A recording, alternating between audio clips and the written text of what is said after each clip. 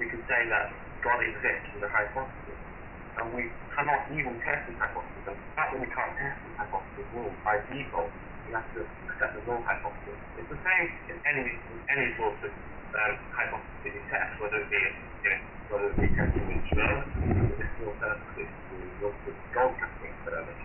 So that's the scientific data. There isn't any scientific data to suggest any supernatural causes. Okay, secondly, science can answer all these falsifiable questions, because falsifiable questions by definition can be falsified, which means you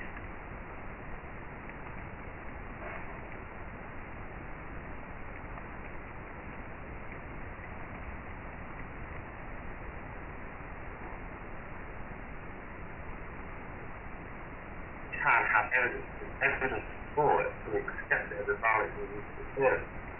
So in that way, it has some utility towards the hypothesis, has no utility at all, because it is completely unfalsifiable. You cannot know whether or not God exists, certainly, and I'm not saying that I'm proving that God doesn't exist, but I'm not saying that we can't exist. It's an unfalsifiable claim. So if we claim that God exists, there's no way that we can find any evidence of our claim. Now, there are an infinite number of possible deities and entities, it doesn't even have to be a God, that are unfalsifiable. So this is where people come up with a flying skeptical. So that is indeed a metaphor for an unfalsifiable question. We can't prove that it isn't some transcendent, invisible, intangible, flying spaghetti monster. But based on what we've seen about the universe, it seems pretty likely, and even if one physically, what's the utility of knowing about one? We could come up with an infinite number of entities with different properties, they would all contradict each other, and how do we know which one is right? So this is basically answering unfalsifiable questions at all, because of course they are unfalsifiable. Okay, now the last thing I'm going to do is examine some of the most commonly used philosophical arguments in favour of a deistic or theistic God. So the cosmological argument is quite a common one. It's probably that everything has a cause, the universe has a cause, therefore that cause must be God. I mean, that's the basic argument. Now, I have an objection to even the first point. Everything has a cause, so we don't know that for certain. Again, we look at evidence that in reality whether something does or does not have a cause. And most things do. I mean, if I was to push a button, it would move. That would be the effect of the cause that I'm constant. But there are some things that we know that don't actually have a cause in the traditional sense. For example, radioactive decay, which is caused by a quantum tunneling effect, which is basically unpredictable and uncertain. So radioactive decay doesn't actually have a cause. It's a quantum phenomenon. And we know that the universe is, what we do know about the existence of the Big Bang from science is that it was hot, big, dense, and subject to all these sorts of quantum phenomena. So it isn't completely improbable to suggest that the universe may not even need a cause, in the same way that radioactivity doesn't. They are the same sorts of things. But even if the universe does have a cause, and that's where I come to the second point, there is no way of knowing what the nature of that cause may be. When you say that the nature of the cause of the universe is God, you are simply defining the cause of the universe to be a God. So you're saying, okay, God has these particular properties which may allow the universe to be created. But again, this is basically answering an unfalsifiable question which I touched on earlier. I can come up with an infinite number of natural and supernatural, depending on how you define supernatural, entities which could easily create the universe. And again, there's no way to differentiate between them. I'm not just talking about differentiating between particular religious beliefs or polytheism or monotheism. I'm talking about differentiating between natural causes, well, not necessarily natural, but insentient material causes, and cause of a personal or even impersonal God. So there's no way of being able to differentiate between these two things. So that's why I would argue that the cosmological argument has its flaws. I mean, I've heard a few other arguments, which is the ontological argument, which basically says that has to exist. God can be consumed of in the mind. And God is so great that he has to be great in the mind itself, that he must exist outside the mind as well. Again, the flaw in this philosophical argument is rather simple, because we can conceive of something like infinity, we can never imagine it in its absolute sense. So we can come up with a symbolic representation of infinity and understand the concept. But just because we can understand the concept doesn't mean we can fully actually actually know, you can fully imagine an infinite number. It's the same sort of thing. And you can come up with lots of different metaphors in order to demand this, in the same way the blank yes box is a metaphor for answering falsifiable questions. The useful metaphor here would be the metaphor which Dawson gave in God illusion, which is, I can promise an infinitely smelly sock, therefore an infinitely smelly sock must exist. It's the same sort of thing. You can define a God all you want, and there's nothing wrong with coming up with this particular definition. And you've got to use deductive reasoning to prove that this is necessary. I'm sure that's what lots of people try to do. But these two arguments don't really seem to add up in trying to do this. So that's what I would say about trying to. Could someone tell me how much time I've got left? Right now, so I can start talking about other things. Okay. 1 minute. Well, I don't really have much time to do much more, but I'll just point out that the science allows us to answer all the useful questions about our own reality. The sorts of unfalsifiable questions that a religion might pose, the sorts of questions that either can be debunked by science because they are falsifiable, or even confirmed, and the sorts of questions that can't be answered, the questions that can't be answered by any sort of reason. If any reason can answer any question, then why do we not have a systematic, logical, and rational reason? Okay.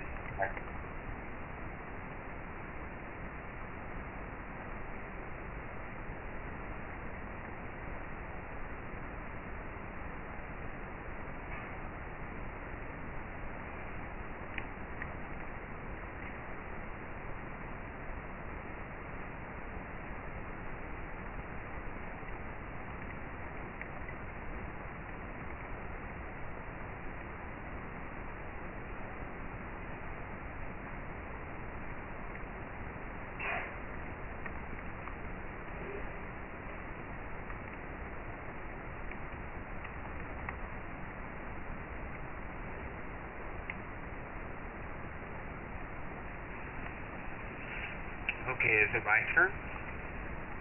I wasn't very sure. Okay, I'm going to start my argument. First of all, I want to thank everyone for being here for this discussion. It's very interesting to talk with Ponce, and I want to thank him for being here as well. I want to start by explaining about my position before I give my arguments and definition of God. My theological stance is that of monergistic Reformed tradition, also known as Calvinism. I want to first make a concession to my opponent that there are areas of his expertise that I will not even be able to address, but I will try my best. Because this particular question is theological, historical, and philosophical in nature, I think we should handle it in this way. So with that being said, I'm going to defend specifically the God of Christian theism, with the understanding that quantum is a de facto atheist. My definition of God will be that of the Westminster Shorter Catechism, the Spirit, infinite, eternal, unchangeable, in his being, wisdom, power, holiness, justice, goodness, and truth. Here are my two arguments to present. First, I want to give you the argument from contingency, in particular Leibniz's version. The argument goes this way. Number one, everything that exists has an explanation of its existence, either in the necessity of its own nature or in an external cause. Number two, if the universe has an explanation of its existence, the best explanation is God. Number three, the universe exists. Number four, therefore the universe has an explanation of its existence. Therefore the explanation of the universe's existence is God. Notice this argument allows for the universe to even be eternal, but still contingent. My second argument will be the historicity of the person of Jesus of Nazareth. The four main ways I'm going to approach this are the same historic method that's applied to any other documents of history. I'll be utilizing the explanatory scope, explanatory power, plausibility, and degree of ad hocness, that is, less non-evidenced assumptions. So with this criterion in place, I want to consider some solid, minimal of facts. Fact number one, Jesus' death by crucifixion is an indisputable fact of history. There's also a 2nd century document supports this, which mentions how a Roman whip could expose a person to veins and arteries, ripping flesh from their veins. There's also the account in Josephus in his work, The Life of Flavius Josephus, book 75, which mentions 3 of his friends, in which he runs to his commander Titus for their aid. One of these, out of the 3, died at the physician's hands. All 3 of them were treated with care. John Dominic Crossan, regarding this, in conclusion, says that Jesus was crucified as sure as anything historical can ever be, in his work, Jesus, a Revolutionary Biography, page 145. Fact number 2, following the Sabbath, Jesus' tomb was discovered by a group of women followers to be empty. This is important because women's testimony was not regarded highly, which is the principle of the criterion of embarrassment. Josephus attests to this in his Antiquities, saying, "The testimony of women be admitted on the account of the levity and boldness of their sex," unquote. That is Josephus' Antiquities 4.8.15. Giza Vermes says regarding the argument has been considered and weighed, the only conclusion acceptable to the historian must be that the women who set out to pay their last respects to Jesus found to their consternation not a body but an empty tomb, in his work Jesus the Jew on page 41. Fact number 3, after Christ's crucifixion, burial, and the discovery of the empty tomb by women, numerous people experienced groups in different settings, appearances in different settings of bodily appearances of Christ. The earliest source we have regarding this is found in 1 Corinthians 15. It states, "For I delivered to you as of first importance what I also received, that Christ died for our sins in accordance with the Scriptures, that he was buried, that he was raised on the 3rd day in accordance with the sense of the 12. We know this is Paul's writing, and this is traditional of a Jewish scribe or amanuensis, because of the fourfold use of the Greek words hote, which is common in other creeds. Another example is found in 1 Corinthians 11:23. The Greek words here in the New Testament, paralabon, and delivered, paradaka, are the Greek equivalents of the technical rabbinic terms kobalmin and misarli that we find in documents such as the Aleppo and Leningrad codices. For this reason, Reginald Fuller says, quote, "It is universally agreed today that Paul is here citing early tradition." In his work, The Formation of the Resurrection Narratives on page 10. Regarding the date of this tradition, James D.G. Dunn, in his work, Jesus Remembered, says this tradition, we can be entirely confident, was formulated as tradition with that. Gerd Ludemann, from the Jesus Seminars,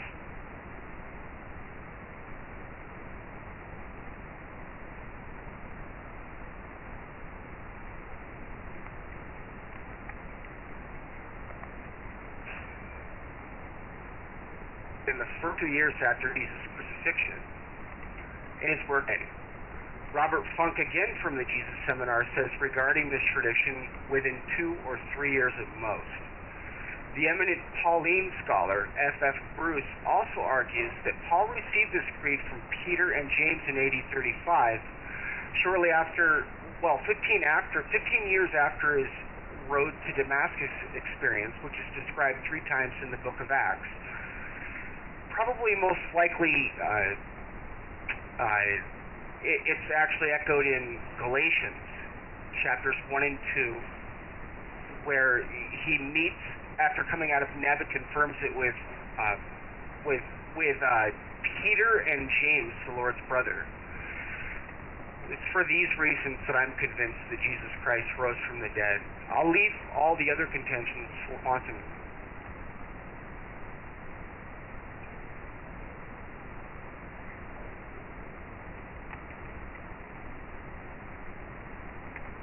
Okay. I'm I'm going to I'm just going to quickly summarize my perspective of how to conduct rebuttals. I'm a de facto agnostic atheist, which means not only am I arguing against a theistic God, but I also see no reason to believe in a deistic God. So I sort of see that as an extension. But first of all, I'll just finish your point. I'm going to start off with what I thought was a variation of the cosmological argument. You talked about contingency of the universe. I think I already addressed that in my first speech, but I'll just go over quickly again. So just because you can define a particular transcendental being doesn't mean it's the right one. Now I understand that you went through a couple of historical reasons why you think that your particular dogma is the right one. But even so, there's no reason to believe that it's not even an infinite or naturalistic sort of explanation. We can't really know what causes the universe. It's an unsolvable problem. So we don't even have to assume that it's any particular sort of God. So I'm not even arguing that Christian others practice religious things. Now, about all the evidence that you've also historically, I don't actually have a problem with most of that. I accept that you know a lot more about the historical aspects about particular Jesus than I do, and I actually believe that this did exist. The things that I find difficult to believe are the supernatural displays. Now, I think we should bear in mind that this was nearly 2,000 years ago, where these things actually happened. Even today, modern mystery can be particularly difficult to solve. I mean, for example, I was watching a news story earlier where there was where lots of different people came to see the spirits emerge into a building during a thunderstorm, and there was no one could come up with an explanation for a long time. It turned out that this was actually ball lightning, which is a very rare type of lightning. Another mystery that a woman that could apparently read minds, and what she would do was her opponent was, she would sit at the table with a reader, with someone else, and he would read a book that he would keep away from her, and she would decide what he was reading, and she claimed to read minds. And it turned out that she had extraordinary vision.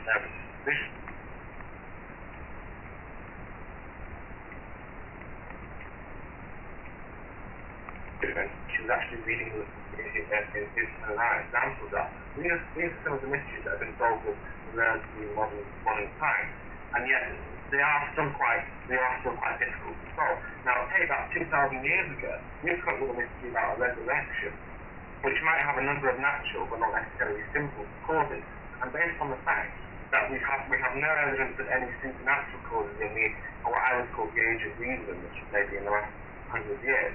So we have no evidence of these supernatural causes. I don't think it's fair to suggest that we have enough evidence to actually believe that the resurrection happened.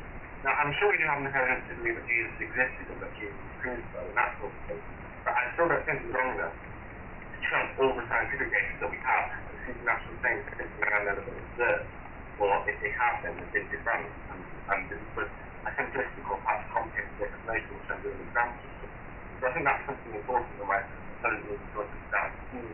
That these may have naturalistic explanations, and I'm not disputing the historical evidence of some of these factual claims. I do understand that Jesus probably existed, and I do understand some of these other things that he said. But what I'm saying is that I still don't think that we have enough evidence to suggest that Jesus rose from the dead, particularly as it was such a long time ago. Historical evidence may have been sort of diluted as such because it's such a long time ago and it was insufficient to solve.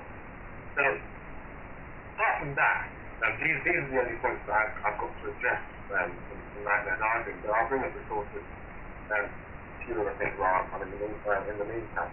We talked about philosophical arguments being important. Now, I'll say about this, a philosophical argument has to be based on a certain amount of axioms. Now, we can't use deductive aspect reasoning or mathematics or any sort of logical reasoning without a certain amount of axioms that we can either assume or we can get from observation about reality. Because mathematics works on axioms that we already have. That's for example probability theory, which works on 4 fundamental axioms, which I will not name now. The point is that if you want to learn about reality, you need axioms, which can either be assumptions, as long as they're well-formed assumptions for relation. And this is basically scientific understanding. Now, philosophical reasoning can still be useful, but we need to take what we can learn from our own reality, which I think is more important than just common sense sort of arguments, like the crime problem, which trust material to common sense, we think anything we have a course. But observations seem to differ. There are lots of things in reality which aren't quite as they seem. But I think that's something that my opponent should take into account. I don't believe I have that much for that, so I think I'm going to get my ranking soon, so I don't really have anything else to do. Okay.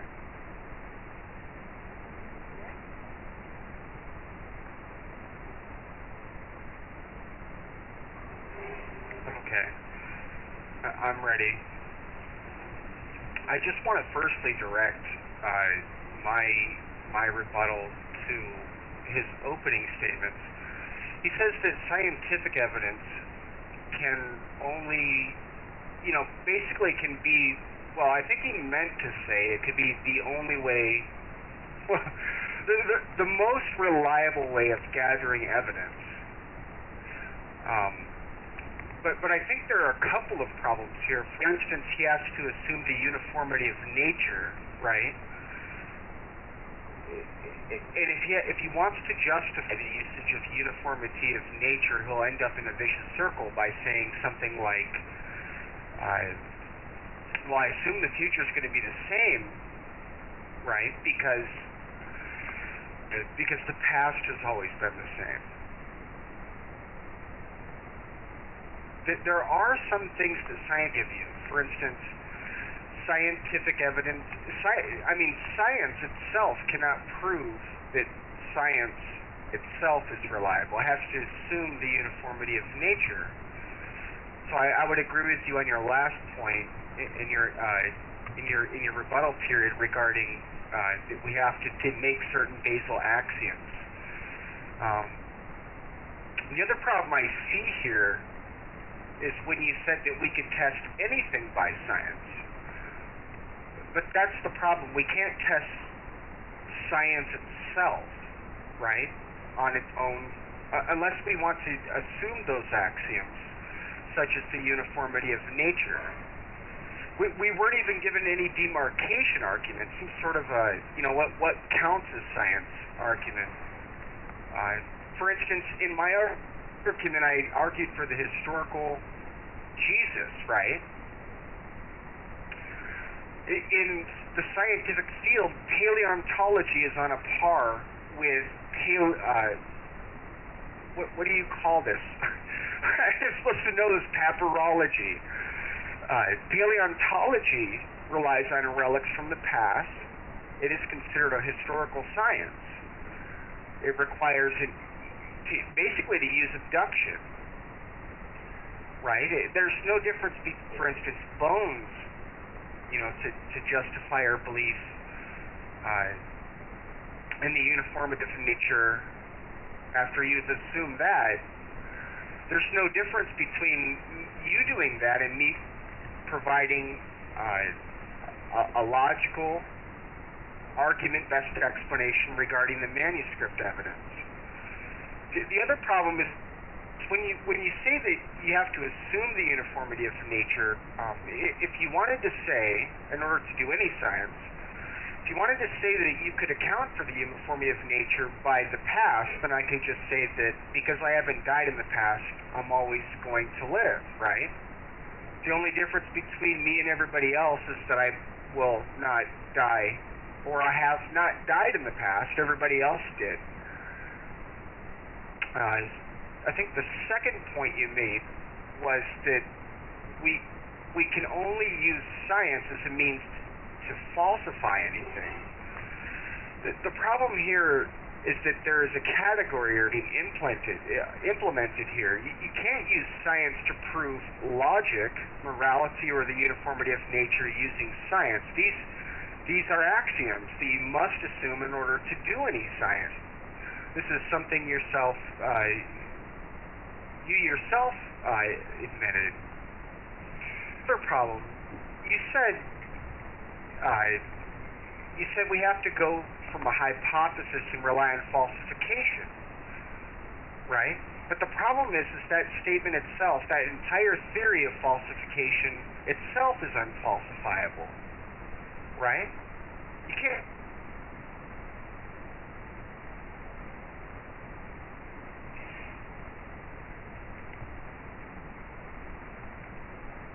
you have to assume that falsification is the best principle, or some sort of inductive reasoning. But then again, you'd have to assume that in the future, there's 1% possibility for something to show up that could prove your hypothesis wrong. Then you said you won't accept any definition of God. You used the analogy of the flying spaghetti monster. I explicitly gave my definition for God, right, at the start of this discussion, anarchism, which by definition states that he is immaterial, right? And I can give examples of this. Logic is not extended in space, right? Morality is not extended in space. This is a false analogy because in the Christian conception of God, the definition that I gave you, it includes that God is not extended in space. Therefore, he's not limited to form. The last point you made was if anyone... hold on. I have to remember this. This is why I wanted to use a pen. I write for taking notes. If anyone questions... Oh, if any question cannot be answered only by reason, I want to ask you, why are you giving me a reason? If certain questions cannot be answered only by reason, I don't know what you mean by reason. I assume you mean by a rational basis. I want to ask you why you're giving me a reason, a rational reason. And with that, I think I'm done.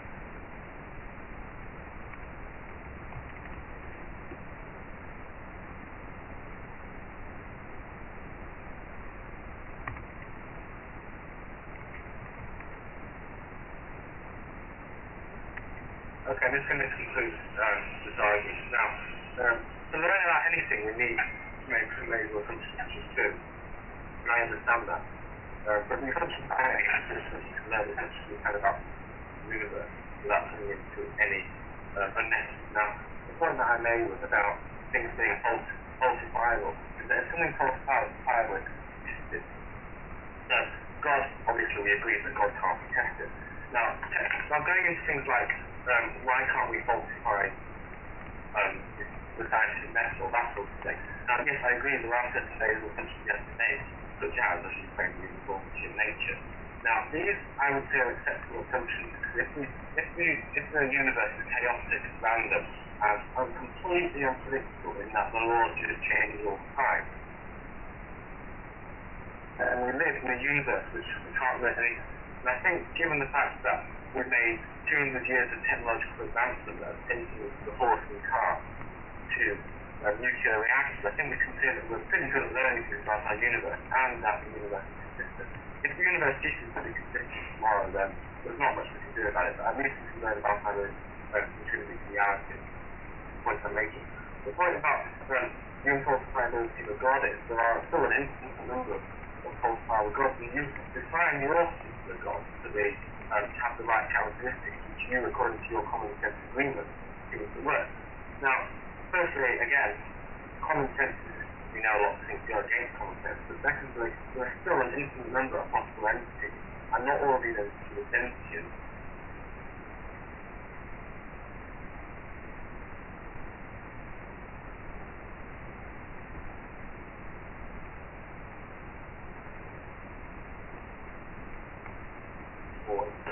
You have to be any evidence that you can say one way or reserve judgment, and not concern ourselves too much with trying to answer the question. Now, I think that's where my main argument. I touched on why the main philosophical argument is flawed, and I touched on why in my last rebuttal I said why Nytmare8u historical arguments are good in that we can learn things about our own history, but I wouldn't say them strong enough to do supernatural things, which I know are important anyway.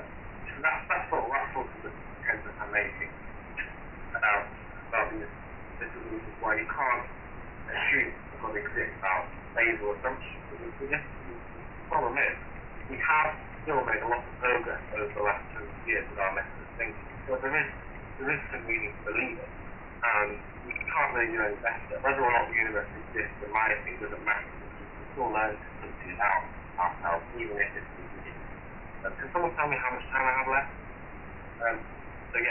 So my three general points were scientific evidence. We don't have any evidence that God exists. And we can't have any evidence that God exists. Or that God doesn't exist. So we have to reserve judgment. Secondly, the question of whether God exists is a falsifiable hypothesis. It is not a useful question. The same way that any unfalsifiable question cannot be answered by the facts suggested. And I don't say it can be answered by philosophy either. In my last writing, I touched about how philosophy only allows you to be based on axioms, so we're still going to have to make our own assumptions here. The only assumptions that I made are on the universe existing and how and that it is uniform, and as you made that, I think that's better. And thirdly, the common philosophical arguments, which don't really have much basis. We don't take into account what we can learn from our own reality, which what we can observe. Observation allows us to see facts which happen to talk the truth. These facts are important because we can lead to theories, we can falsify a hypothesis, and build a theory such as the theory of evolution. These things are important, but in terms of God, we can have instances of that. In which case, I see no reason to believe even in a deistic God. And if we can't believe in a deistic God, then what rationale is to believe in a theistic God? Your definition seems all very well, but other than a definition, it argues. That would be my conclusion. And that's why I personally don't believe there's any justification for believing in a God, person, or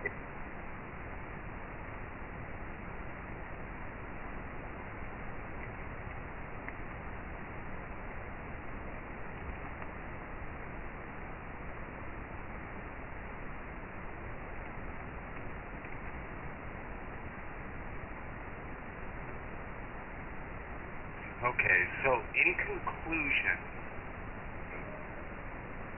I have provided a metaphysical argument, not an epistemic argument. None of the premises were denied in the first argument that I gave for an explanation for the existence of the universe, right? None of the premises were denied. The only thing he gave me was it could be some other explanation. Well, my response is, well, it could be God. And so we would equal there. I did give an argument metaphysically.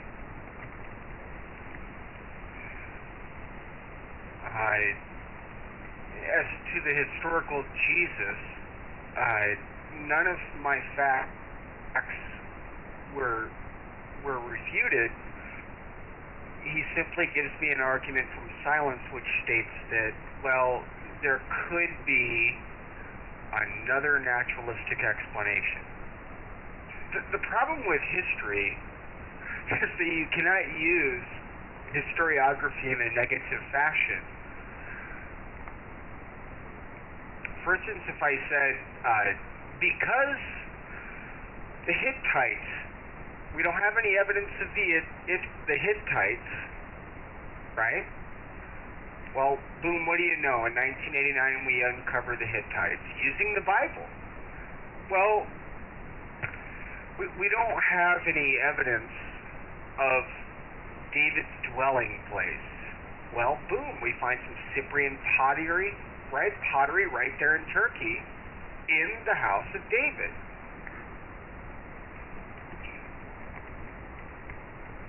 We just say the reason that I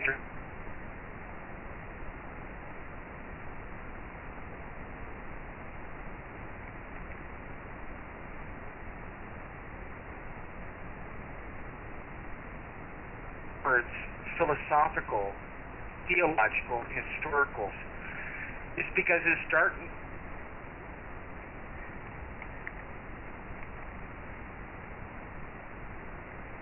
The other problem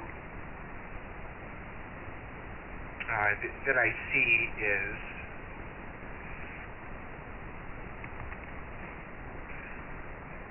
he says we can't. I mean, he calls into question all of history. He says, well, we can't know. Yeah, you're right. But if you want to really go with that, then we can't know for certain that Julius Caesar. I mean, we only have two primary sources for Julius Caesar. That's, I think, the major problem. I don't think it's good enough to give me possibilities. I know the different hypotheses, all the naturalistic explanations, but I wasn't given anything regarding this argument.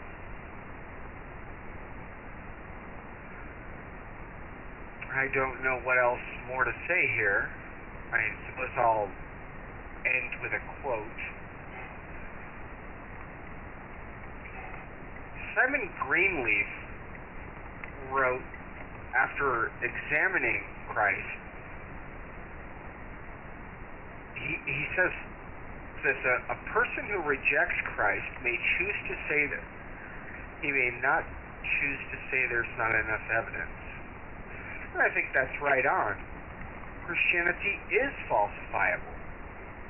Just go out there and show some problems with the New Testament.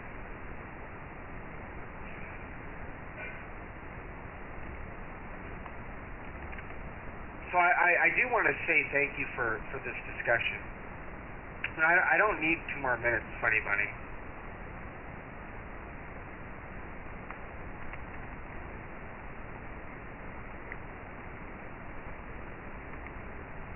I think we're going to do questions now, weren't we? Do you think, I don't know how we want to go about doing it. Perhaps if I'm on here and then me and Nightmare can do more, I think that might make it a bit easier. So we can get questions. So I'll be right back.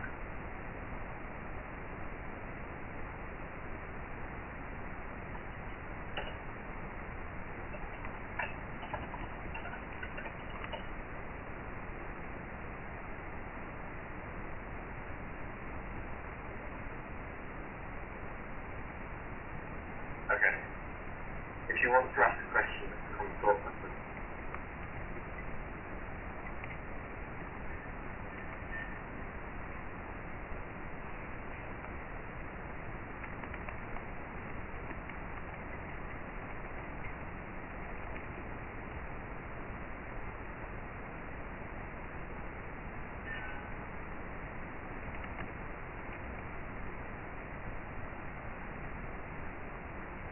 We're going to ask questions, but I'd rather people use the mic to ask questions. That will be easier. But if no one wants to ask some questions, we can leave that.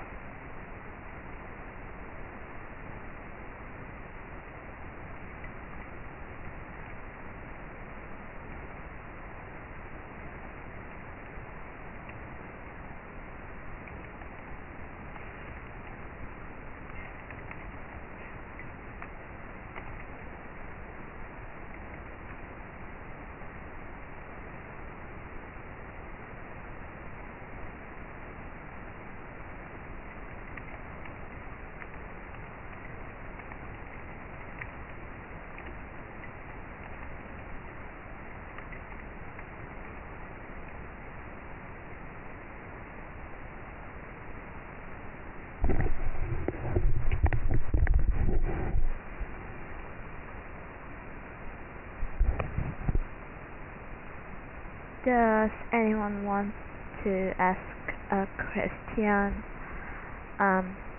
Please do.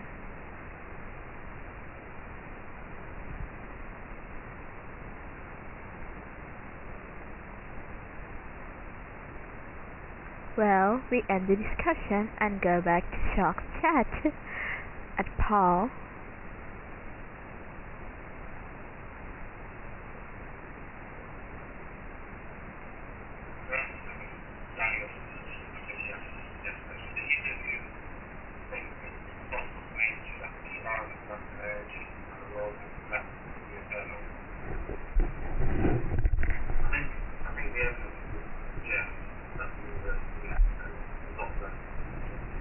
is only about 13 billion years old. What happened before the universe is again a question that doesn't make much sense to ask. But I don't believe that in the rational sense, in the sense that we can actually have context. I don't think that matter is because we only have time only began to exist 13.7 billion years ago. So I don't really see much context of anything being eternal coming out yet. Okay, well, the thing is then, Darius, the question that you're asking, if you're not talking about the universe being eternal, you're talking about something that happened before or outside the universe. Again, that's the question. I don't think you'll answer. The question that I said is not answer. So again, it's something that I'm going to be agnostic to that answer.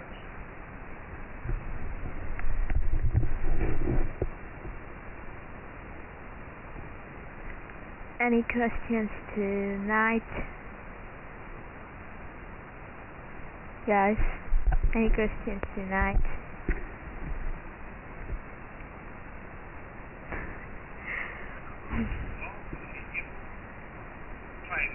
I'd like to respond to that question, so I don't think... Yeah, go ahead, Knight. Go ahead. Ahead.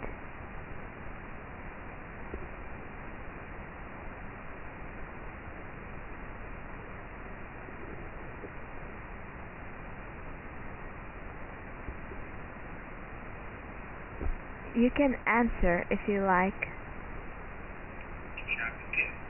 I actually view it as polemic, the demythologiization of all these surrounding cosmogonies.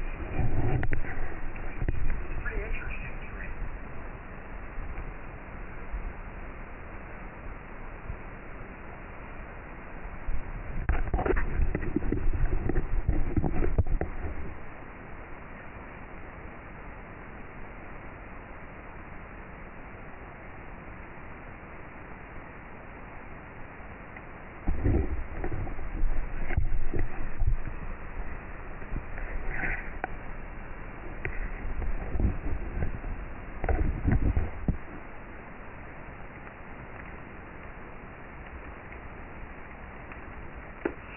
Well, I thought there would be more questions. Which question, Funny Bunny? Oh, Zayed is. Oh, okay, yeah, I dig her. In fact, in the argument that I used in this discussion allows for even a multiverse. It even allows for an ancient universe. It would even allow for an eternal, some sort of an oscillating model of the universe.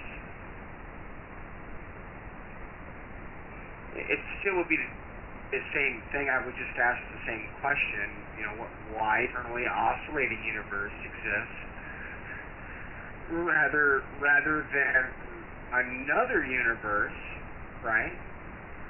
And I would still say that God is the most probable explanation out of that.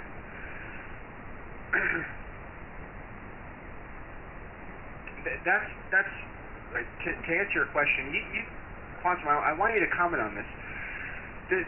That's the reason I used this argument. The reason I used this argument was because it allows for even an eternal universe or a multiverse even. It wasn't the Kalam cosmological argument. That one, though I think it's a fine argument. I don't think it's modest enough, you know. Well, to your point, Quantum, we don't know, for instance. Sure, right? Maybe the best standard model, maybe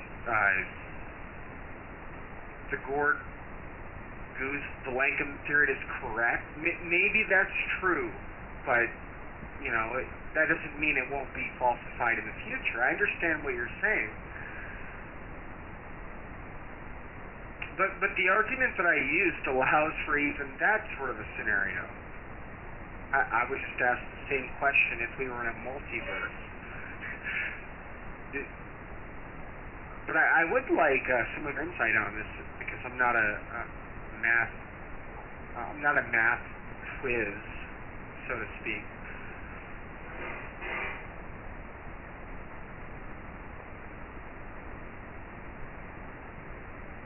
Well, the thing is, I understand that your definition of a particular sort of entity that you call God seems to fit all the ideas that you would like to have about that universe. And yes, I get that. Your definition fits really well.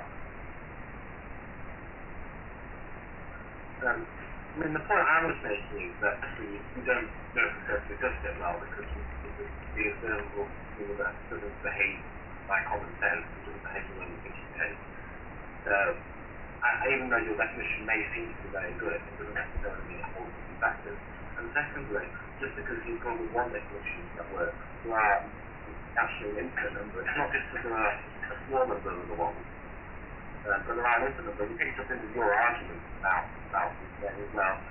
My purpose is that it could be something else, but I mean, that's the entire point. I'm not trying to disprove you you've got, which is why I'm talking about.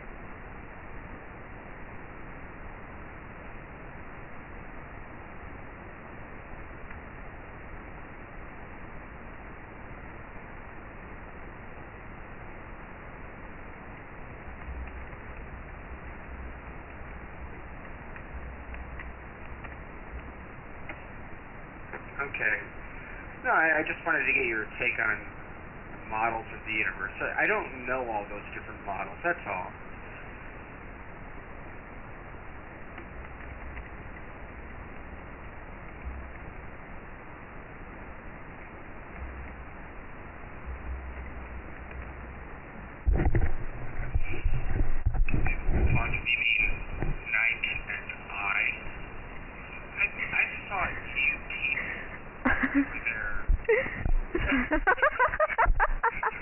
We're grammatically correct with the proper Night. I see what you did there. It's the internet? Wow, Quantum, is that you saying this? Alright, anyhow, I will upload this on YouTube so you guys can download it. Yeah. If you go to the yellowish greeny insert button and then click on the file, you can upload now, and then being nice to download it. The question is, do you mind if I put this video on my YouTube channel, Daytime channel? It will have a neutral name like Nytmare8u, so it won't be any language indicate something or those such, or just have to be passed to get stuff. Yeah, you can. I'll stop recording now.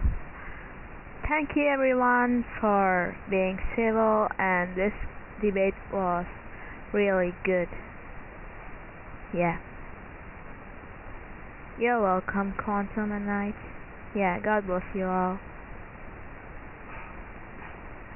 Thank you, Quantum. Oh, thank you.